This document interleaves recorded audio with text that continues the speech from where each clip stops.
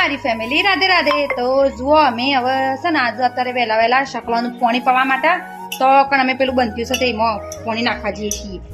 ભાઈ ઘોડો મેલીને ચડવું પડશે, શંકર થોડું ઊંચું છે પેલું રહ્યા. હા એમાં પાણી નાખવાનું છે.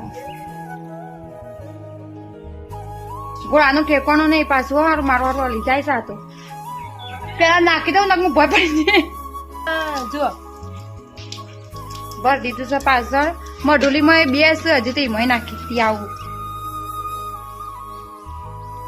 જો આ તો થઈ આપણે પોણીની વાત, પણ મારે છે ને હજી 2-3 માળા એ બનાવવાના છે. શમ કે શકલો છે ને અમારે ઘરમાં માળા ઘરમાં કરું એટલે પંખા ચાલુ હોય એટલે પંખામાં આવી જાય.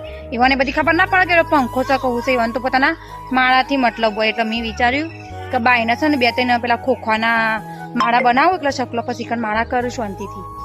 જો આ રહ્યું ખોખું આપણે વાનો માળો બનાવશું ને પછી તો કણ બનતી દેશું એ બાજુ ઢોરો પાસે એટલે બધો ભેગો થઈને હળી મળીને રહી કણ.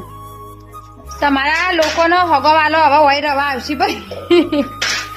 તમારો હગવાલો આવું છું રવા માટે હો. તો હાલો તમને હું એમ કહું છું કે તમે લોકો પણ તમારા ઘેર આવી રીતે શકલો માટે આવી બધી વ્યવસ્થા કરજો, ખાવા પીવાની અને વાની રવા માટે. કારણ કે ઉનાળો ભાઈ હવે ચાલુ થાય છે આગળ તો શકલો માટે થોડું કરવું પડે. તો અમે વ્યવસ્થા કરી દીધી છે, તો તમે લોકો પણ મસ્ત વ્યવસ્થા કરી દેજો.